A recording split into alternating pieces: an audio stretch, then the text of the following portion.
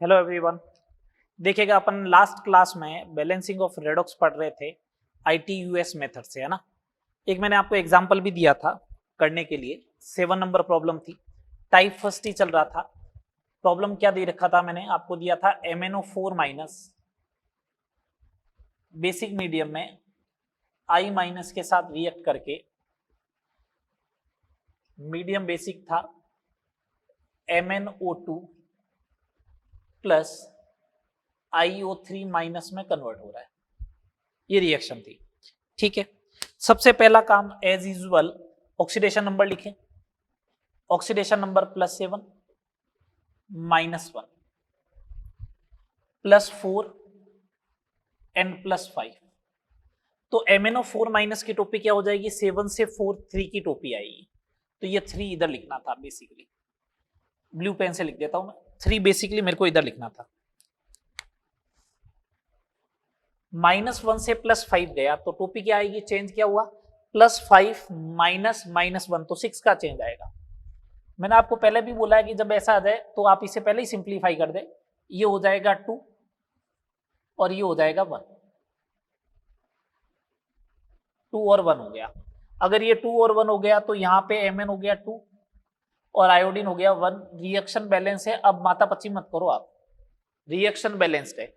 आगे बात सुने, आगे बात सुने।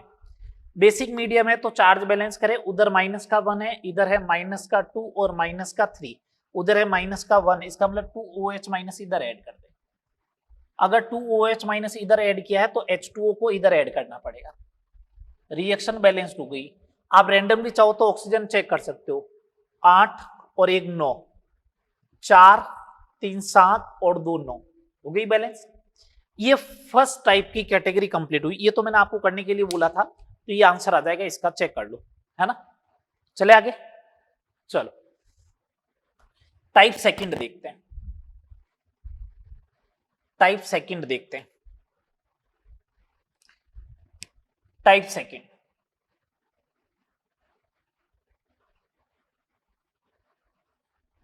Disproportion reaction. Disproportion reaction, balancing of disproportion reaction. अब ये नहीं आई है डिसप्रपोर्शन, तो पहले तो इसका मीनिंग समझेंगे, डिसप्रपोर्शन होती क्या है, और फिर इसको अपन बैलेंस करेंगे, ठीक है। तो डिसप्रपोर्शन रिएक्शन होती क्या है, पहले मीनिंग समझते हैं, इसका मतलब समझते हैं। The redox reaction, the redox reaction in which one element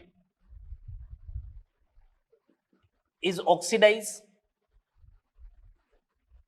as well as reduced. The redox reaction in which one element is oxidized as well as reduced, जिसमें एक ही एलिमेंट क्या हो जाए, ऑक्सीडाइज भी हो जाए और रिड्यूस भी हो जाए, उसको अपन क्या बोलेंगे, डिसप्रपोर्शन रिएक्शन बोलेंगे। The redox reaction in which one element is oxidized as well as reduced is known as disproportion reaction. Example समझिए, एक ही एलिमेंट का ऑक्सीडेशन होना चाहिए, एक ही एलिमेंट का रिडक्शन होना चाहिए। एग्जाम्पल समझिएगा, बात एग्जाम्पल से सारी बातें क्लियर होगी।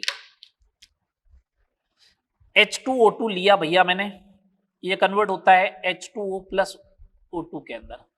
काम क्या करना है, ऑक्सीडेशन नंबर लिखो सबसे पहले।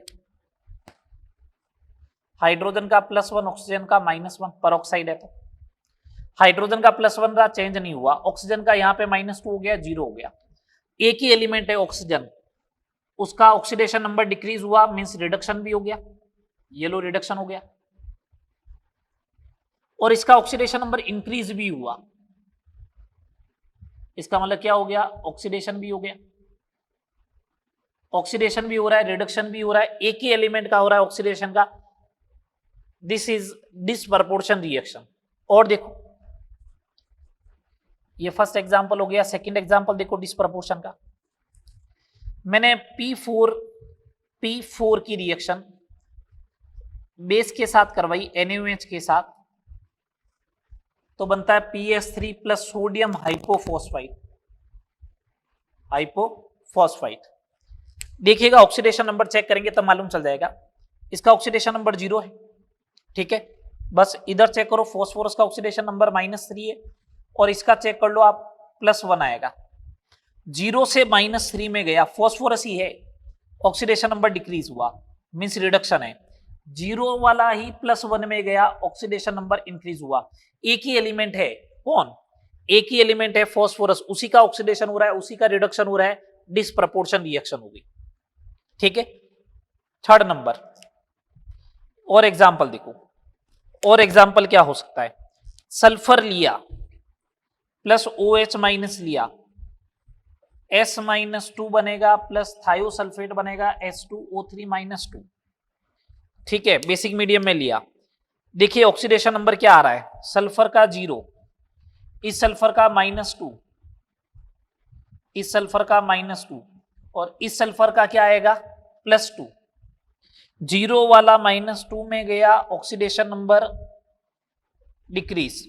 0 वाला +1 +2 में गया, ऑक्सीडेशन नंबर इंक्रीज।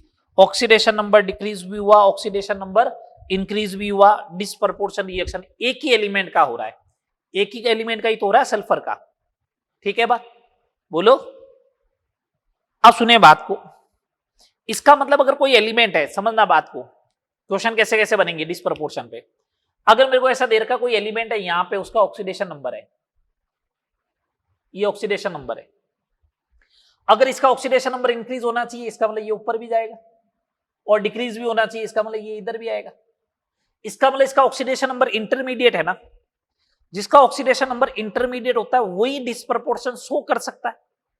जिसका ऑक्सीडेशन नंबर इंटरमीडिएट होता है वो ही तो डिसप्रपोर्शन रिएक्शन शो कर सकता है। करेगा या नहीं करेगा वो अलग मैटर है, कर सकता है। अगर किसी का ऑक्सीडेशन नंबर मिनिमम हो गया तो मिनिमम से मिनिमम तो वो जा ही नहीं सकता है, तो वो डिसप्रपोर्शन शो नहीं करेगा। जिसका ऑक्सीडेशन नंबर मैक्सिमम हो तो फिर वो वापस ऊपर नहीं जाएगा, इसका मतलब वो डिसप्रपोर्शन शो नहीं करेगा। तो मैं ऐसा बोल दूं क्या, if the oxidation number of atom is minimum or maximum in compound, then it does not show disproportion reaction.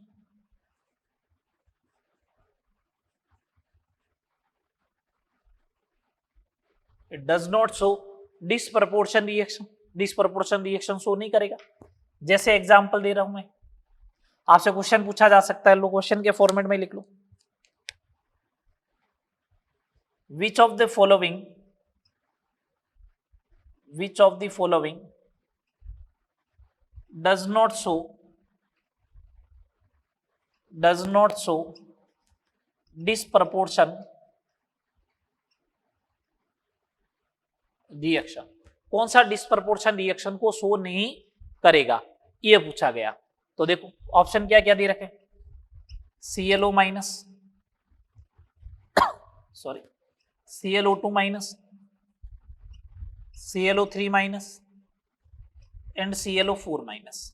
चलो ऑक्सीडेशन नंबर कैलकुलेट कर लेते हैं अपन। तो क्लोरीन का ऑक्सीडेशन नंबर +1 +3 +5 एंड +7। क्लोरीन की रेंज क्या होती है, range of oxidation number of Cl -1 to +7, maximum आ गया +7, इसका मतलब डिसप्रपोर्शन शो नहीं करेगा, ClO4 माइनस आंसर हो जाएगा। आ रही बात समझ में? इस टाइप के क्वेश्चन आएंगे तो कर लोगे, कौन डिसप्रपोर्शन शो करेगा या नहीं करेगा, बोलो। इनऑर्गेनिक में खूब सारी रिएक्शन आई होगी। अब अपन बात करते हैं balancing of disproportion reaction. Balancing of disproportion reaction, balancing of disproportion reaction, इसमें क्या ध्यान रखना है, बस आपको एक वर्ड ध्यान रखना पड़ेगा, वो ये ITUS मेथड से ही करेंगे अपन। तो ITUS मेथड से ही करेंगे। बस एक चीज ध्यान रखनी है, क्या ध्यान रखनी है बता देता हूं। तो डिसप्रपोर्शन होती क्या वो बता दी मैं, बैलेंसिंग ऑफ डिसप्रपोर्शन रिएक्शन,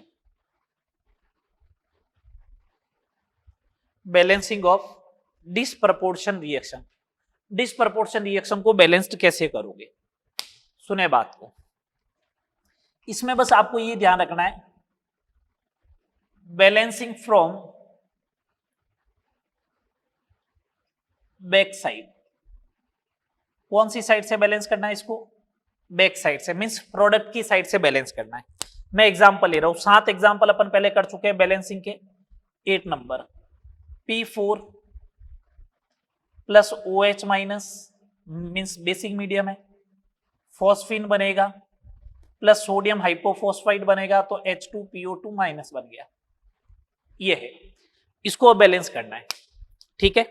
सुने बात को, सबसे पहला काम ऑक्सीडेशन नंबर लिख दें 0।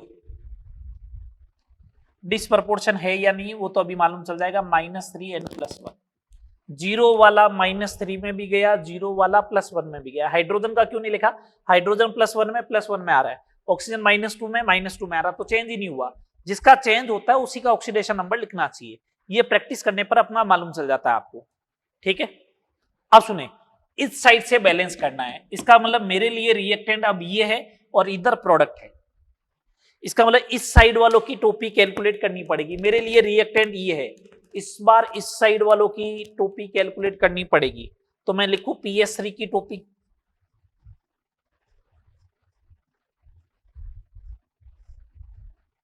-3 है फॉस्फोरस का ऑक्सीडेशन नंबर, फाइनल कितना हुआ 0, माइनस का 3, कितने की टोपी आ गई 3। इधर 4 फॉस्फोरस है, इधर का लेना देना नहीं होता, रिएक्टेंट की साइड। मैं बैलेंस इस साइड से कर रहा हूं तो रिएक्टेंट तो ये है, यहां पे तो फॉस्फोरस का एक ही तो एटम है मॉलिक्यूल में, तो ठीक है, बस 3 आ गई। H2PO2 माइनस की टोपी वो किसके बराबर होगी, +1 वाला गया 0 में, तो 0 माइनस +1 इज इक्वल टू क्या आएगा, 1 ही आएगा। प्लस माइनस से कोई लेना देना नहीं होता टोपी का। PS3 की टोपी 3 है तो इसकी टोपी इसके सर 3 और इधर 1, बस काम हो गया आपका।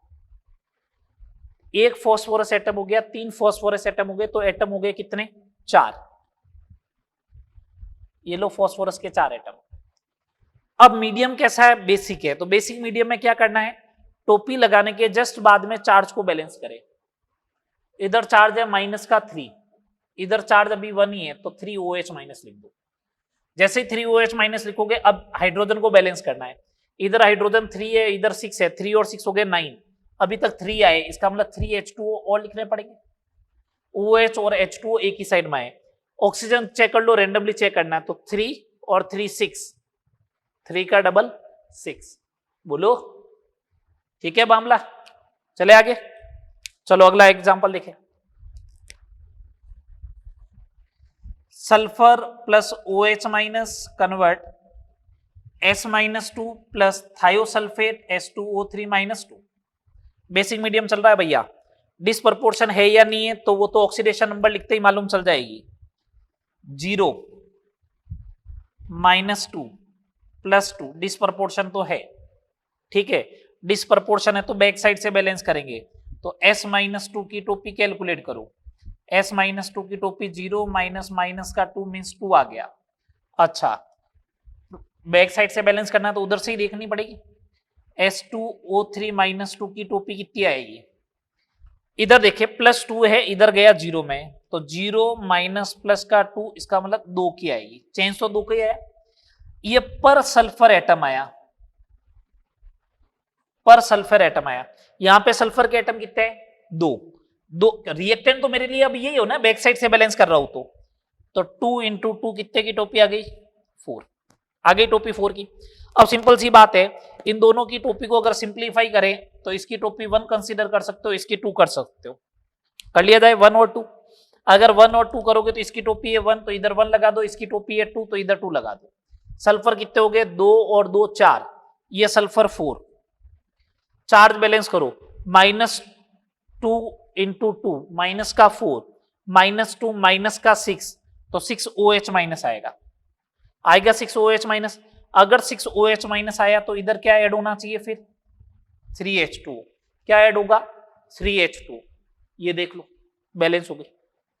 और देखो एग्जांपल, एक और एग्जांपल देख लो आराम से तसल्ली से। Cl2 रिएक्शन तो ये होती है कोल्ड, या ऐसे लिख लो hot and concentrated OH minus होता है या NaOH होता है, आपने इनऑर्गेनिक में पढ़ा होगा। Cl minus plus ClO3 minus बनता है, NaOH लेते हो तो NaCl प्लस NaClO3 बनता है। इस रिएक्शन को बैलेंस करनी है। मैं इस रिएक्शन का मोड ऐसे लिख देता हूं, Cl2 है प्लस OH माइनस है, Cl माइनस बनेगा प्लस ClO3 माइनस बनेगा। ठीक है, चलो डिसप्रपोर्शन है या नहीं है पहला काम तो ऑक्सीडेशन नंबर लिखो 0 -1 + 5, 0 -1 + 5, ये चीज आ गई।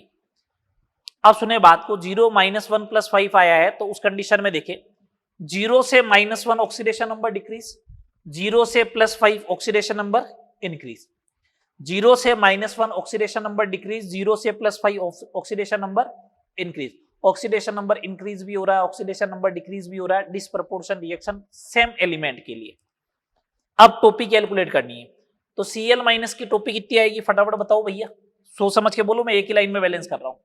Cl- की टोपी आएगी -1 से गया 0 में, इसका मतलब 1 की टोपी आई, ये लगा दिया 1। ये +5 से 0 में जाएगा तो 5 की टोपी आई, ये लो 5, 5 और 1 6 हो गए Cl, तो ये 3Cl2 आ जाएगा। 6 Cl के एटम होने चाहिए ना, ये हो गए 6, चार्ज हो गया माइनस का 6 तो 6OH, ये 6OH आएगा तो इधर 3H2O आएगा। बोलो हाँ या ना, बैलेंस हुई या नहीं हुई बोलो। अरे ठीक है, व्यवस्थित है मामला अभी तक, क्या नहीं है बोलो बोलो, ठीक है। चले अब आगे, चलो ये हो गई सेकंड टाइप की बैलेंसिंग ऑफ डिसप्रपोर्शन। तो क्या डिसप्रपोर्शन रिएक्शन जो है वो फर्स्ट टाइप ऑफ रेडॉक्स से डिफरेंट टाइप है या नहीं है, पहले तो ये बताओ। जो फर्स्ट टाइप की आपने रेडॉक्स पढ़ी थी उससे तो डिफरेंट दिख ही रही है ना आपको, और इसको बैलेंस भी किस साइड से करना है, बैक साइड से बैलेंस करना है। ठीक है, चलो टाइप थर्ड की बात करते हैं।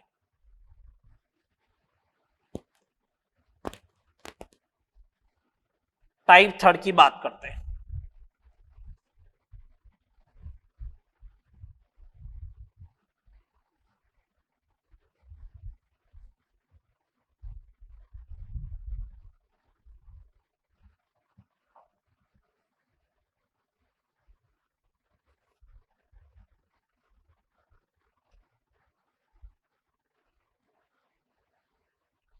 टाइप थर्ड,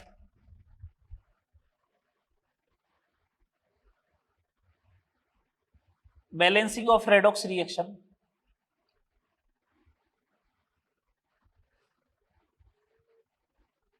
in which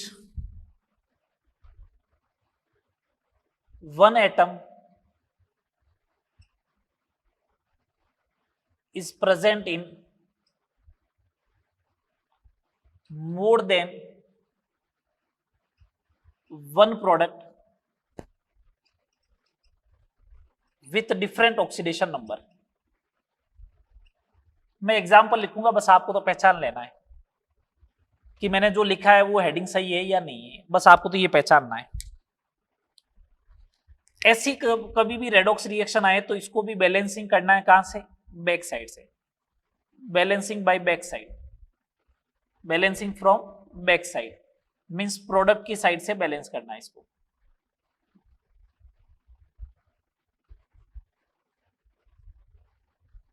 कौन सी साइड से बैलेंस करोगे, प्रोडक्ट की साइड से। ठीक है बात, सुने बात को, इधर सुने बात को। मैं एक एग्जांपल लिख रहा हूं,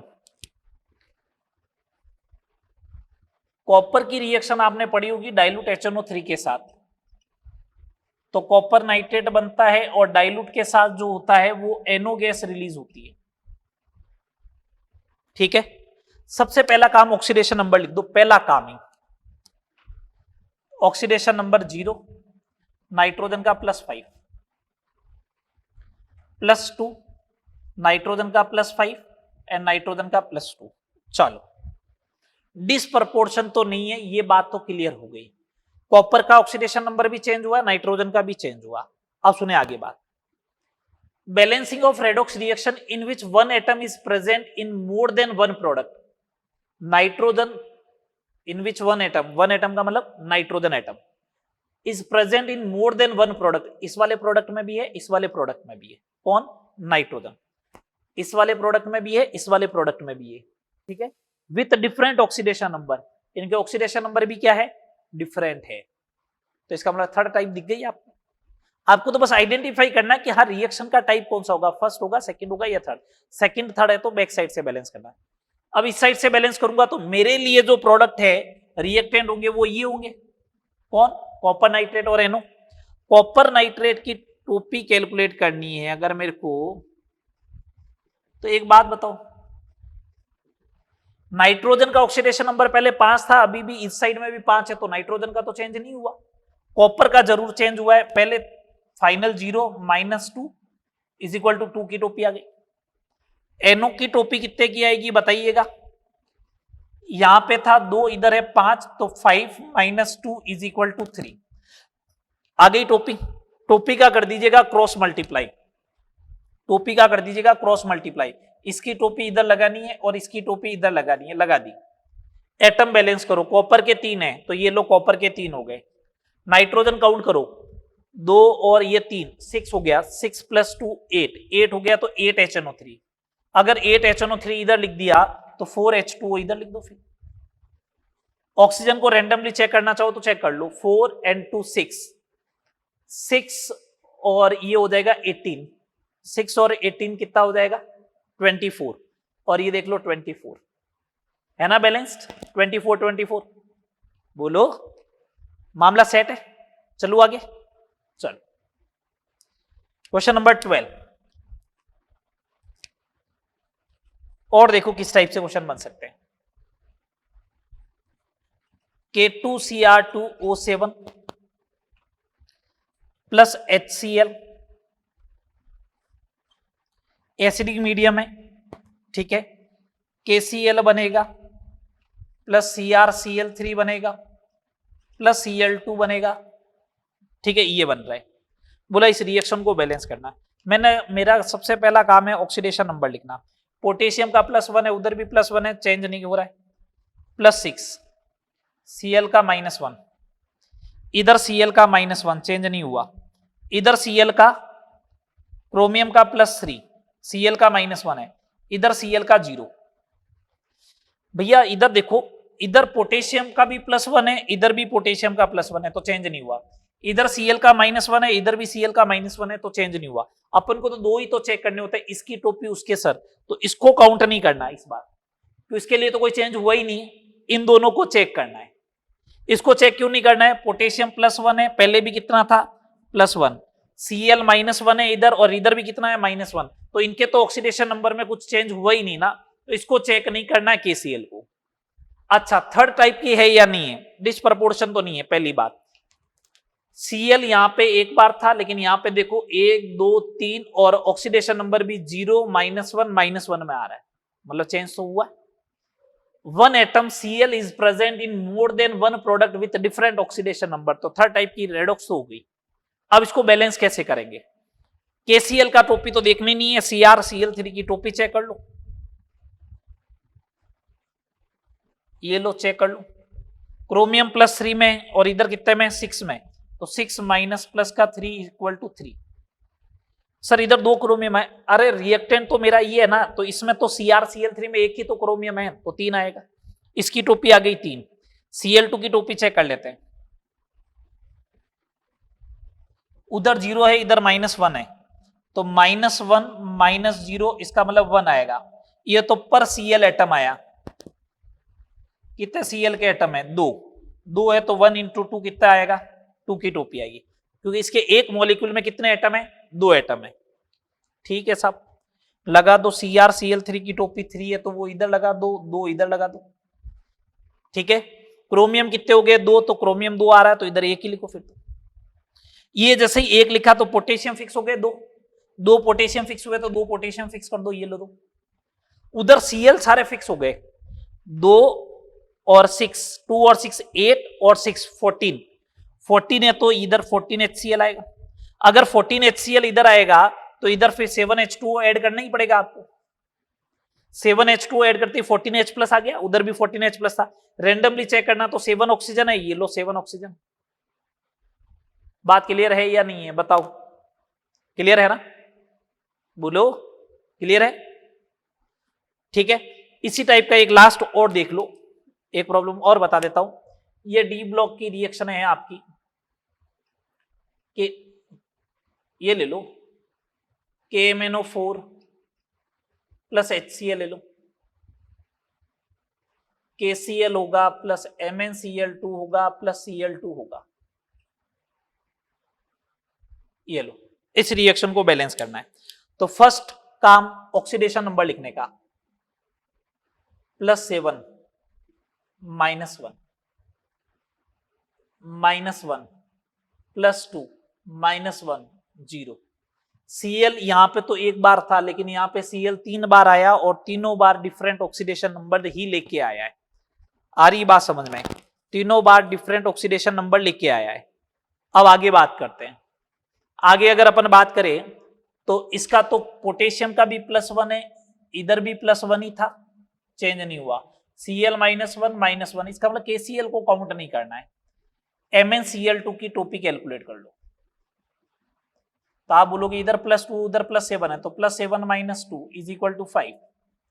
Cl2 की टोपी कैलकुलेट कर लो, मैंने कहा अभी तो कैलकुलेट करके बताया था, 2 आएगी, ये देख लो, बस काम हो गया आपका। MnCl2 की टोपी 5 है तो इधर 5 लग जाएगी, इसकी टोपी 2 थी तो ये 2 लग जाएगा। Mn 2 होना चाहिए, ये लो Mn 2 होगा। पोटेशियम 2 हो गया तो ये 2 होगा, ये लो। Cl काउंट कर लो, 2 and 4 6 and 10, 6 and 10 16, then 16 HCl। 16 HCl है तो बैलेंस करने के लिए 8 H2O ऐड करोगे इधर, ये लो 8 H2O ऐड हो गया 8 H2O ऐड। अरे आया समझ में या नहीं आया बताओ? 13 क्वेश्चन मैंने करवा दिया बैलेंसिंग के, देख लो। एनसीईआरटी में जितने भी एग्जाम्पल दे रखे हैं अब आपको करना है। एनसीईआरटी वगैरह में जितने भी एग्जाम्पल दे रखे हैं मॉड्यूल वगैरह में, बैलेंसिंग के क्वेश्चन सारे आपको करना है। बात क्लियर? बैलेंसिंग किस मेथड से करोगे? ITUS मेथड से। टोपी का मतलब क्या? Change in oxidation number per molecule. बेटा पर मॉलिक्यूल बात करनी है, इस बात का ध्यान रहे। अगर उस मॉलिक्यूल में 2 क्रोमियम है तो 2 क्रोमियम का ऑक्सीडेशन नंबर लेके आना पड़ेगा, चेंज। एक है तो एक का ही लेके आना है। ओवरऑल बात समझ में आ गई? 3 टाइप की रेडॉक्स रिएक्शन होगी, ये बात समझ में आ गई। डिसप्रपोर्शन का मतलब समझ में आ गया? चलो अब आगे, चलो आगे बात करते हैं। ये balancing of disproportion complete, balancing of disproportion complete हुआ।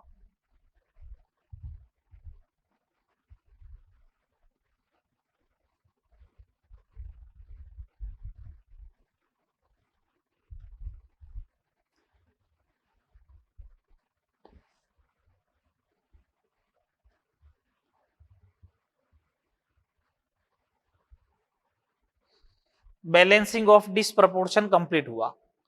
अब अपन नेक्स्ट टॉपिक पढ़ रहे हैं, N factor. N factor of redox reaction. अभी आगे और पढ़ाएंगे एन फैक्टर क्या होता है, इक्विवेलेंट वेट पढ़ाऊंगा उस समय। मैं तो रेडॉक्स रिएक्शन की बात कर रहा हूं। N factor of redox reaction क्या होता है? अभी ओनली फॉर किसकी बात कर रहे हैं अपन? N factor of redox reaction. किसकी बात करें? N factor of redox reaction. तो वो देखो क्या होता है। एन फैक्टर जो होता है वो ये होता है, change in oxidation number per molecule redox reaction के लिए। अरे भैया इसको तो अपन टोपी तो बोलते हैं, जो टोपी होगी वही क्या होगा? एन फैक्टर होगा, change in oxidation number per molecule. या फिर मैं इसको ऐसे भी बोल सकता हूं, टोटल इलेक्ट्रॉन ट्रांसफर पर मॉलिक्यूल। पर मॉलिक्यूल इलेक्ट्रॉन ट्रांसफर कितने हुए? बेटा इस बात को समझना, जितने इलेक्ट्रॉन ट्रांसफर होगा उतना ही तो ऑक्सीडेशन नंबर चेंज होगा। सपोज करो किसी एलिमेंट का ऑक्सीडेशन नंबर 0 है, उसने 8 इलेक्ट्रॉन लूज किए तो उसका ऑक्सीडेशन नंबर +8 हो गया। तो चेंज कितने का हुआ? 8 - 0 8 का ही तो आया, उसी को अपन टोपी बोलते हैं। तो टोटल इलेक्ट्रॉन ट्रांसफर पर मॉलिक्यूल बोलो या change in oxidation number per molecule. कभी कभार क्या होता है, इलेक्ट्रॉन ट्रांसफर कैलकुलेट करना इजी होता है, टोपी कैलकुलेट करना थोड़ा डिफिकल्ट टास्क होता है ना, तो वो भी अपन चेक करके बताएंगे। N factor change in oxidation number per molecule या फिर total electron transferred per molecule, ये होता है। बात समझ में आ रही है या नहीं आ रही है? आ रही है। अब सुने बात को ढंग से। किसी भी रेडॉक्स रिएक्शन में जितने इलेक्ट्रॉन लूज होंगे उतने के उतने गेन होंगे किसी रेडॉक्स रिएक्शन में। देखो रेडॉक्स रिएक्शन का मतलब ऑक्सीडेशन और रिडक्शन। ऑक्सीडेशन का मतलब इलेक्ट्रॉन लूज होना, रिडक्शन का मतलब इलेक्ट्रॉन गेन होना। तो जितने इलेक्ट्रॉन लूज होंगे उतने के उतने इलेक्ट्रॉन वापस क्या होने चाहिए, गेन होने चाहिए। जितने इलेक्ट्रॉन लूज होंगे उतने के उतने इलेक्ट्रॉन क्या होने चाहिए, गेन होते हैं। उसी को अपन क्या बोलते हैं, रेडॉक्स रिएक्शन बोलते हैं। तो एक रेडॉक्स रिएक्शन का बेसिक फंडा है, जितने इलेक्ट्रॉन लूज होंगे उतने के उतने इलेक्ट्रॉन क्या करवाना है, आपको गेन करवाना है। इसी बात को अपन ध्यान में रखेंगे। मैं एन फैक्टर कैलकुलेट करना स्टार्ट करता हूं। रेडॉक्स रिएक्शन के लिए बात करेंगे अपन, एग्जांपल से बात कर रहे हैं। एन फैक्टर कैलकुलेट करना है। कैलकुलेट द एन फैक्टर या वैलेंस फैक्टर भी बोला जाता है। ठीक है, calculate the N factor. First ये रिएक्शन दे रखी है, FeCl2 प्लस Cl2 कन्वर्ट हुआ FeCl3 में। मैंने कहा ठीक है, बैलेंसिंग अपना पर्पज नहीं है, अब बैलेंसिंग तो अपन सीख ही चुके हैं। मैंने कहा रेडॉक्स तो है, कैसे? Fe का ऑक्सीडेशन नंबर हुआ +2, इधर है 0, इधर है +3, इधर है -1, तो रेडॉक्स तो है। मेरे को FeCl2 का एन फैक्टर चाहिए, एन फैक्टर ऑफ FeCl2। तो मैं बोलूंगा FeCl2 के लिए change in oxidation number per molecule कितना हुआ, +2 था, +3 में गया तो +3 माइनस प्लस का 2 इज इक्वल टू 1। तो N factor of FeCl2 is 1। N factor of FeCl2 is 1। बात आ रही समझ में? N factor of FeCl2 is 1। बात क्लियर? बोलो हाँ या ना। ओके, ये रेडॉक्स रिएक्शन का है। जैसे और देखो,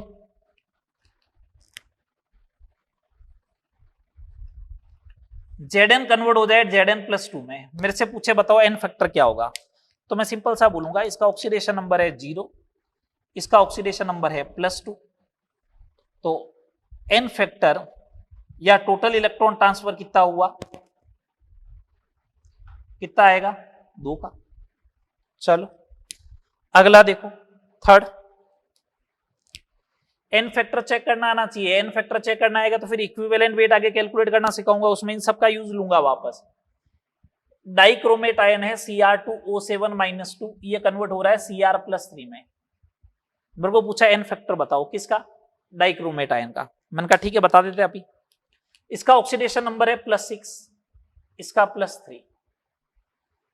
आप उनको तो मालूम है ना, टोपी तो कैलकुलेट करनी है। एन फैक्टर का मतलब कितने का चेंज आएगा, 6 से 3 का चेंज आया, लेकिन कितने क्रोमियम एटम है, 2 है, कितने का चेंज आएगा, 6 का। N factor of dichromate ion is 6। N factor of dichromate ion is 6। ठीक है, ये एन फैक्टर किसका है, डाइक्रोमेट का है। अगला एग्जांपल, अगर मेरे को ऐसा दे रखा हो MnO4- plus oxalate ion Mn+2 plus CO2, मेरे को पूछे एन फैक्टर बताओ किस किस के, देखते हैं। मैं पहले ऑक्सीडेशन नंबर तो लिख लू, +7 +3 +2 +4 लिख दिए मैंने। अब लिख दिए तो आगे सुनो, N factor of MnO4-, N factor of MnO4-, तो मैं बोलूंगा 7 था, 2 में गया, कितने का चेंज हुआ, 5 का। बेटा plus minus not a issue, 2 - 7 करोगे तो माइनस का 5 आएगा, मोड लेके बात करते हैं लास्ट में, 5 आ गया। N factor of MnO4- 5। N factor of oxalate ion, oxalate ion 3 है, 4 में कन्वर्ट हुआ, 1 का चेंज, लेकिन ऑक्जेलेट में कार्बन कितने, 2 का आएगा। कितने का आएगा, 2 का। ठीक है, अगर किसी ने यहां पे पूछ लिया एन फैक्टर ऑफ CO2 कितना आएगा, n फैक्टर ऑफ CO2 कितना आएगा, तो n फैक्टर ऑफ CO2 इधर से चेक कर रहा हूं, इधर +4 है, इधर +3 है, तो n फैक्टर कितना आएगा, 1 आएगा। 2 से मल्टीप्लाई नहीं करना है क्या, नहीं, मेरा चेक करने का नजरिया इस बार इधर से, क्यों मैं CO2 की बात कर रहा हूं, तो CO2 किस में चेंज हुआ, ऑक्जेलेट में। CO2 अगर ऑक्जेलेट में चेंज हुआ तो +4 से +3 में कितने का चेंज हुआ, 1 का। ये बात समझ में आई। Mn+2 का n फैक्टर,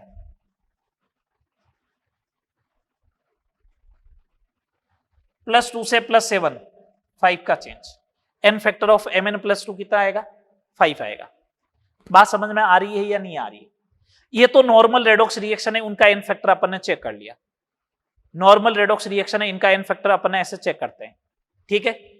और अगर आपको चेक करना चाहते हो तो और देखो कैसे चेक कर सकते हो, और बताता हूं कुछ एग्जांपल, 1-2 एग्जांपल और देखो।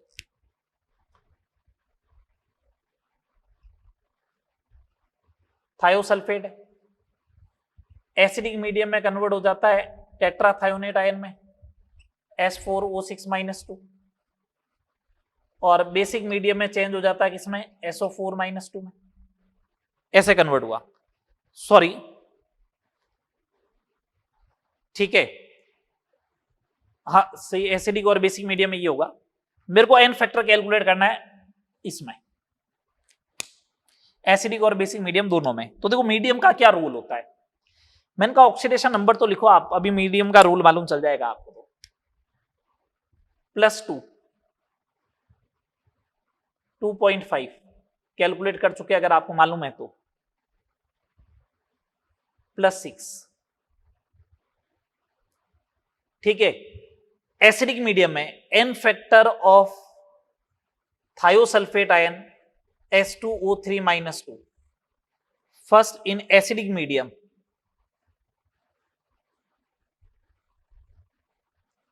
In acidic medium. Acidic medium में क्या हुआ, तो मैंने कहा एसिडिक मीडियम में एक काम करो, +2 वाला गया 2.5 में, कितने का चेंज हुआ, कितने का चेंज हुआ भैया, 0.5 का। कितने सल्फर है, 2, कितने का आएगा n फैक्टर, 1 आएगा, आएगा n फैक्टर 1। चलो बेसिक मीडियम में बात करते हैं। इन बेसिक मीडियम, अगर बेसिक मीडियम हो तो उस कंडीशन में क्या होगा, n फैक्टर किसका, थायोसल्फेट का। मैंने कहा 2 है, 6 में गया, 4 का चेंज आया। कितने सल्फर है इसमें, 2 है, कितना n फैक्टर आएगा, 8 आएगा। कितना आ जाएगा n फैक्टर, 8। तो एसिडिक मीडियम बेसिक मीडियम में समझ में आई बात, के नहीं आ रही, आगे बात समझ में तुम लोगों को, बोलो। ये एसिडिक मीडियम बेसिक मीडियम में इस टाइप से आपको टैकल करना है। ये फर्स्ट टाइप का। और एग्जांपल देखो, अभी तो और बता रहा हूं मैं आपको।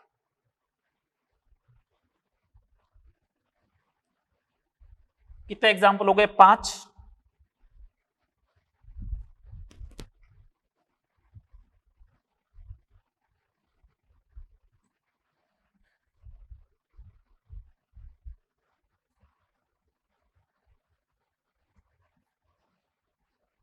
अगला एग्जांपल देखो,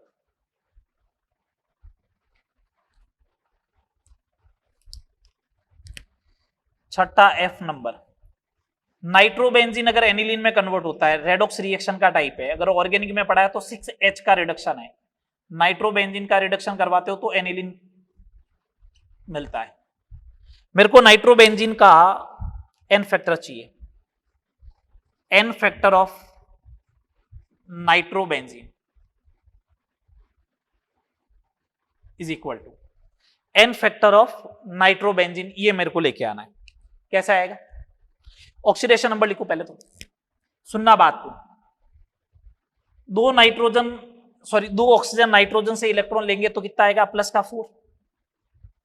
ये कार्बन है, कार्बन से तो नाइट्रोजन मोर इलेक्ट्रोनेगेटिव है, तो 1 इलेक्ट्रॉन ले लेगा वापस, कितना आ गया, +3। इस नाइट्रोजन का ऑक्सीडेशन नंबर +3 आया। कैसे आया, समझ में आ रहा ना। 2 ऑक्सीजन इससे नाइट्रोजन से लेंगे, 2 इलेक्ट्रॉन, तो 4 आ गया। ऐसे ही तो होगा बेटा, 2 यहां पे गए, 2 यहां पे गए, +4, 1 यहां से वापस ले लिया तो +3। 2 हाइड्रोजन से भी नाइट्रोजन ही लेगा इधर, ये देखो, और कार्बन से भी लेगा, तो इसका ऑक्सीडेशन नंबर कितना आएगा, सॉरी एरो गलत लगा दिया मैंने, -3 +3 से -3 कितने का चेंज आया, 6 का। तो नाइट्रोबेंजीन से एनिलीन में कन्वर्ट होगा तो नाइट्रोबेंजीन का एन फैक्टर 6 आएगा। अगला देखो, अगर FeS2 कन्वर्ट होता है Fe2O3 प्लस सल्फर के अंदर, सल्फर क्या SO3 के अंदर, तो मेरे से पूछा जाए एन फैक्टर ऑफ FeS2 क्या होगा। बहुत अच्छा क्वेश्चन है ये, सुने बात को। जैसे O2 पर ऑक्साइड होता है, ये पर सल्फाइड है, इसके ऊपर +2 होगा, इसका -1 होगा, ये S2 जो है वो लाइक O2 होगा। जैसे पर ऑक्साइड होता है वैसे पर सल्फाइड है ये, एक सल्फर का ऑक्सीडेशन नंबर -1 है, दो सल्फर का -2 है, तो इसका -2 हो जाएगा, तो इसका क्या हो जाएगा +2। ये गलती नहीं होनी चाहिए, बस इसके अंदर ये इंपॉर्टेंट बात है, जैसे पर ऑक्साइड होता है वैसे ही पर सल्फाइड है, ये S2 है। इस Fe का ऑक्सीडेशन नंबर +3, इसका +6। चलो, इसका भी चेंज हुआ, इसका भी चेंज हुआ, दोनों का चेंज हुआ इस बार, ठीक है। तो मैं ऐसा बोलूंगा N factor of FeS2, N factor of FeS2 is equal to change in oxidation number, change in oxidation number of Fe plus change in oxidation number of sulphur, दोनों। चलो कैलकुलेट करता हूं, Fe +2 से +3 में गया, एक का चेंज हुआ, लो। एक सल्फर -1 से +6 में गया तो 7 का चेंज हुआ, दो सल्फर है तो मल्टीप्लाई बाई 2, कितने का चेंज आया, 15 का। इसका एन फैक्टर कितना होगा, 15 होगा। इसका एन फैक्टर कितना हो जाएगा, 15 हो जाएगा। N factor for redox reaction इसका आ गया 15। बोलो, बात क्लियर क्या नहीं। N factor for redox reaction आ गया 15 इस वाली रिएक्शन का। आगे देखो, अब सेकंड टाइप की रेडॉक्स पे आते हैं। डिसप्रपोर्शन रिएक्शन में रेडॉक्स कैसे चेक करते हैं, एन फैक्टर। जैसे ये P4 था प्लस OH- था, कन्वर्ट हुआ था PS3 में प्लस H2PO2- में। मेरे को यहां पे पूछा जा रहा है एन फैक्टर ऑफ P4 कितना होगा।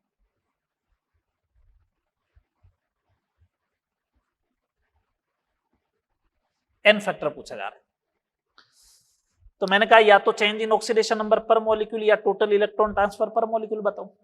मैंने कहा इसकी टोपी तो अपन कैलकुलेट करते भी नहीं है, वैसे भी करते हो क्या, नहीं।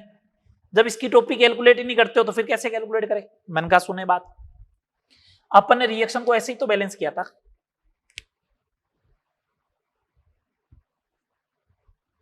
ये हुआ, ये -3 से 0 में गया था और ये +1 से 0 में गया, तो इसका मतलब ऐसा हुआ ना, इसका मतलब ऐसा हुआ -3 वाला 0 में गया, इसका मतलब 3 इलेक्ट्रॉन लूज किया। -3 वाला 0 में जा रहा है, ऊपर जा रहा है, इसका मतलब इलेक्ट्रॉन लूज कर रहा है। कितने इलेक्ट्रॉन लूज किए, 3। +1 वाला 0 में गया, +1 वाला 0 में गया, इसका मतलब 1 इलेक्ट्रॉन गेन कर रहा है। कितने फॉस्फोरस आगे मल्टीप्लाई बाई 3, इसका मतलब 3 इलेक्ट्रॉन गेन कर लेगा। टोटल इलेक्ट्रॉन ट्रांसफर्ड कितने हुए, यहां पे 1 ही है। टोटल इलेक्ट्रॉन ट्रांसफर्ड जो होंगे वो होंगे 3 इलेक्ट्रॉन। इस P4 का कितना मॉलिक्यूल है, 1 मॉलिक्यूल। तो total electron transferred per molecule कितना हुआ, P4 के लिए बात कर रहा हूं, पर मॉलिक्यूल 3 ही तो होगा। तो N factor of P4 is equal to 3। N factor of P4 is equal to 3। बात आई समझ में क्या नहीं आई अभी भी, बोलो।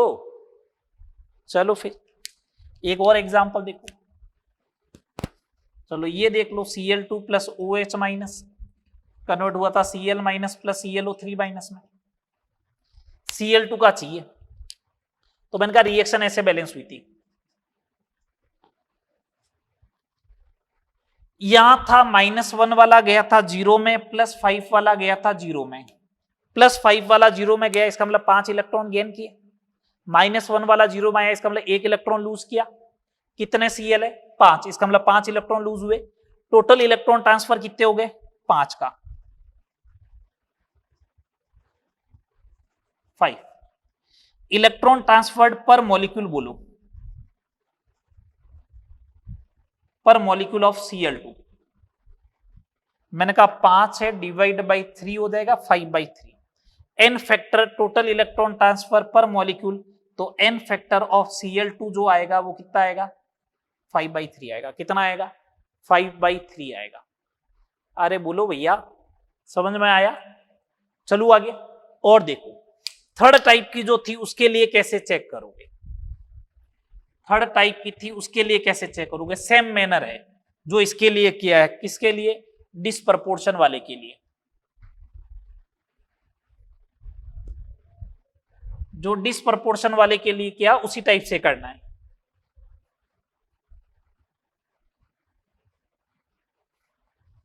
ठीक है, चलो बात करते हैं कैसे करना है।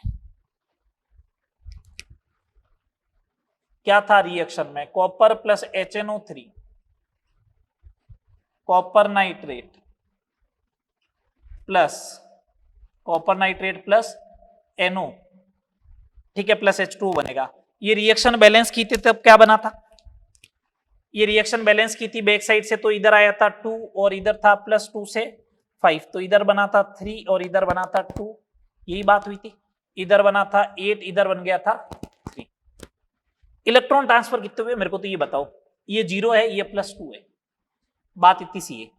टोटल इलेक्ट्रॉन ट्रांसफर कितने हुए इस रिएक्शन में वो बता दो। इस बार तो बहुत आसानी से मालूम चल जाएगा। कैसे?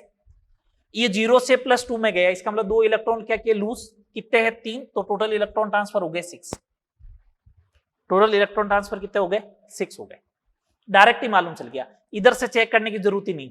0 से गया +2 में, इसका मतलब 2 इलेक्ट्रॉन लूज किए, 3 ये, तो इसका मतलब कॉपर का ऑक्सीडेशन हुआ है, तो 6 इलेक्ट्रॉन उसने लूज किए, तो 6 इलेक्ट्रॉन वापस क्या होने वाले हैं? गेन होने वाले हैं। हो रहे होंगे अपन को मालूम नहीं, लेकिन होंगे 6 ही, ये बात कंफर्म है। तो टोटल इलेक्ट्रॉन ट्रांसफर्ड कितने हुए? 6 का। मेरे को किसका कैलकुलेट करना वो बोलो आप लोग। n फैक्टर ऑफ कॉपर चाहिए, तो टोटल इलेक्ट्रॉन ट्रांसफर्ड 6 पर मॉलिक्यूल, कितने मॉलिक्यूल है? 3, तो 2 आ जाएगा। मेरे को बोला n फैक्टर ऑफ HNO3 चाहिए इस रिएक्शन में, total electron transfer 6 divide by 8, 3/4। ठीक है, मेरे को चाहिए n factor of NO, total electron transferred 6 divide by 2, 3। जिसका चाहिए उसका आ जाएगा। टोटल इलेक्ट्रॉन ट्रांसफर्ड मेरे को मालूम चल गया था कितने हो रहे? 6 हो रहे। बोलो, ठीक है। एक लास्ट एग्जांपल देख लो।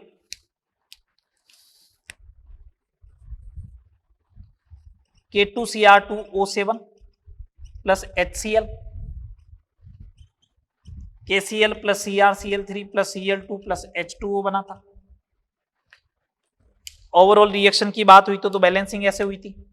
2 KCl बना था इधर, है ना। Cl2 0 से -1 में, तो इधर 2 आया था और इधर आया था 3, यही बात हुई थी। ठीक है, और इधर आया था 14 HCl और इधर आया था 1। मैं तो एक सिंपल सी बात कह रहा हूं, यहां पे ऑक्सीडेशन नंबर था 6 और इधर आ गया +3। 6 से +3 आया, इसका मतलब 3 इलेक्ट्रॉन गेन किए। कितने क्रोमियम में? 2। 6 इलेक्ट्रॉन गेन किए। अगर 6 इलेक्ट्रॉन गेन किए तो 6 इलेक्ट्रॉन जो होगा वो लूज भी किया होगा, तो total electron transfer 6। Total electron transfer 6। अब मेरे को चाहिए n फैक्टर किसका? n फैक्टर ऑफ K2Cr2O7, तो मैं सीधा बोलूंगा 6 डिवाइड बाई 1, एक ही तो मॉलिक्यूल है 6। n फैक्टर ऑफ HCl, तो मैं सीधा बोलूंगा 6 डिवाइड बाई 14, 3/7, 3/7। जिसका चाहिए उसका आ जाएगा। ठीक है बात। ये n factor of redox reaction हो जाएगा। कर लोगे n factor of redox reaction? क्या नहीं कर पाओगे? n फैक्टर हो गया है। अब अपन नेक्स्ट क्लास में स्टार्ट करेंगे इक्विवेलेंट मास। क्या कैलकुलेट करना स्टार्ट करेंगे? 4th नंबर का लेक्चर है अपना, equivalent mass and concept of equivalence. जिसमें बेसिक टाइट्रेशन बताएंगे, N1V1 N2V2 के क्वेश्चन, इस टाइप के क्वेश्चन भी करवाए जाएंगे। ठीक है, तो नेक्स्ट क्लास में आप इक्विवेलेंट मास पढ़ के आए, equivalent mass and concept of equivalence, इन दोनों की बात करेंगे। फिर नेक्स्ट लेक्चर में atomic weight, molecular weight and equivalent weight determine करने के मेथड, और सबसे लास्ट वाले लेक्चर में एस्टिमेशन ऑफ एलिमेंट। ठीक है बात, तो ये अपना प्लान रहेगा। तो मैंने देखो इसके अंदर भी जो है वो 11 तो ये करवा दिए और 13 क्वेश्चन वो करवा दिए थे, तो देखो खूब सारे करवा दिए मैंने आपको क्वेश्चन वगैरह। तो इनको आपको प्रैक्टिस करना है अच्छे से, समझ के कि कितने इलेक्ट्रॉन ट्रांसफर हुए ये समझ में आना चाहिए। ठीक है, यहां तक करना। नेक्स्ट लेक्चर में मिलते हैं इक्विवेलेंट मास की बेसिक डेफिनेशन के साथ। ठीक है, ओके, थैंक यू।